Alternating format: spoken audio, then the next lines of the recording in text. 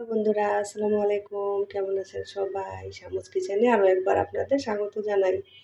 তো বন্ধুরা, আজকে আমি নতুন একটা রেসিপি নিয়ে আসলাম। আজকে আমি বিকালে চায়ের সাথে এরকম একটা নাস্তা বানিয়েছি। তো সেটাই আপনাদের সাথে শেয়ার করব। আশা করছি আজকের এই নাস্তার রেসিপিটা আপনাদের ভালো লাগবে।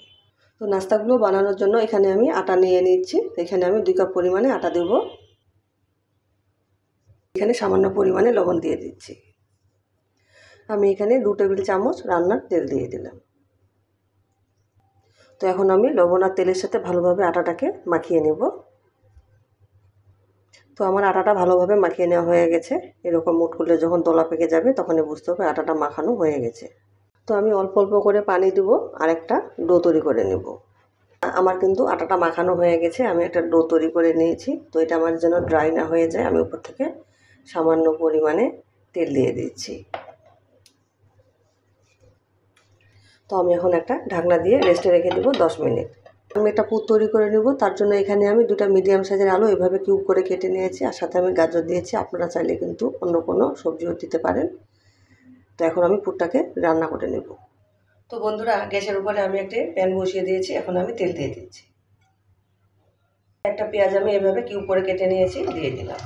তো পেঁয়াজটাকে আমি লাল করে ভেজে নেব। আমার কালার চলে আসছে, কেটে রাখা আলুগুলো দিয়ে দিচ্ছি। এখানে আমি হাফ চামচ রসুন বাটা দিলাম, সামান্য পরিমাণে হলুদের গুঁড়ো দিলাম, লাল মরিচের গুঁড়ো দিলাম হাফ চামচ। আপনারা চাইলে এখানে কাঁচা মরিচও দিতে পারেন। হাফ চামচ জিরার গুঁড়া দিলাম, স্বাদ মতো লবণ দিলাম।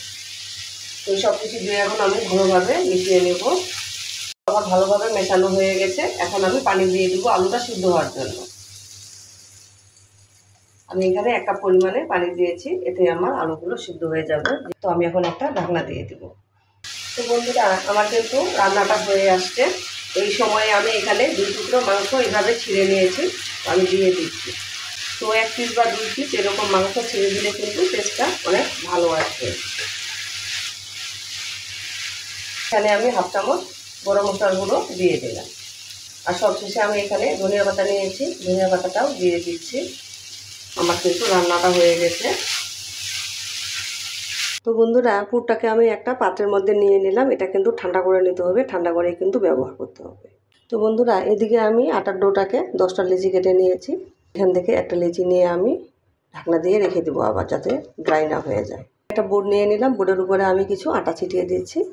বোর্ডের উপরে রেখে এটাকে একটা রুটি বানিয়ে নেব।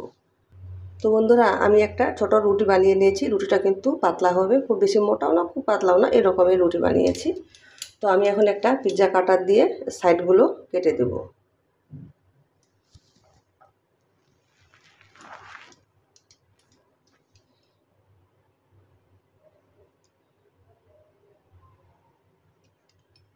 আর এই বাড়তি অংশগুলো কিন্তু ফেলে দেবে না, পরবর্তীতে এগুলো দিয়ে আমরা বানাতে পারবো। তো বন্ধুরা, আমার কিন্তু পুরটা ঠান্ডা হয়ে গেছে। তো এখন আমি এখান থেকে নিয়ে মাছ বরাবর বসিয়ে দেব।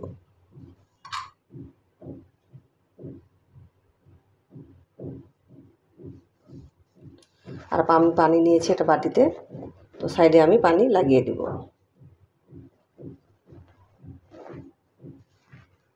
তো আমি এখন একটা কণা নিয়ে এদিকে লাগিয়ে দেব।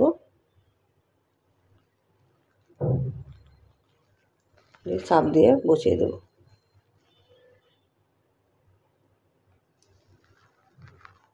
এটা বানানো কিন্তু অনেক সহজ, খেতেও কিন্তু দারুণ হয়ে থাকে। তো আমি চাপ দিয়ে এটাকে সাইডগুলো লাগিয়ে দিলাম। তো আমার কিন্তু একটা পিঠা রেডি। তো বন্ধুরা, আমার কিন্তু সবগুলো পিঠা বানানো হয়ে গেছে। তো এখন ভেজে নেব। তো বন্ধুরা, আমার কিন্তু তেল গরম হয়ে গেছে। এখন আমি পিঠাগুলো ছেড়ে দেব। তো বন্ধুরা, পিঠাগুলো দেওয়ার পরে কিন্তু পিঠাগুলো ফুলে যাবে। আর আমরা কিন্তু গরম তেলটাকে উপরে একটু করে এরকম করে দিয়ে দিলে পিঠাগুলো কিন্তু অনেক সুন্দরভাবে ফুলে উঠবে আর ক্রিস্পিও হবে। আমার কিন্তু পিঠাগুলো ফুলে গেছে, আর আমার এক পাশে কালার চলে আসছে। তো এখন আমি উল্টিয়ে দিব। পিঠাগুলো কিন্তু মিডিয়াম টু লো আছে ভাজতে হবে, নাহলে কিন্তু উপর থেকে তাড়াতাড়ি পড়ে যাবে।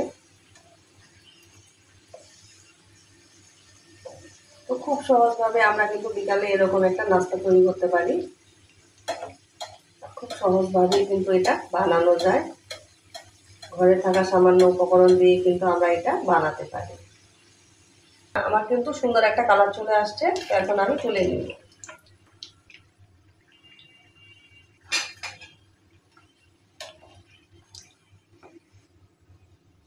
তো আলুর পুর ভরা এই নাস্তাগুলো খেতে কিন্তু দারুণ হয়ে থাকে। তো আপনারা একবার হলেও এভাবে বানিয়ে খাবেন। আর আশা করছি আজকের এই নাস্তার রেসিপিটা আপনাদের ভালো লাগবে। আমার রেসিপিগুলো যদি ভালো লেগে থাকে লাইক দিবেন, কমেন্ট করে জানাবেন কেমন হয়েছে। আপনাদের সুন্দর একটা কমেন্ট আমাকে উৎসাহ দেয়। এরকম মজার মজার সহজ রেসিপি পেতে আমার চ্যানেলটিকে সাবস্ক্রাইব করে আমার পাশে থাকবেন। সবাই ভালো থাকবেন। আসসালামু আলাইকুম।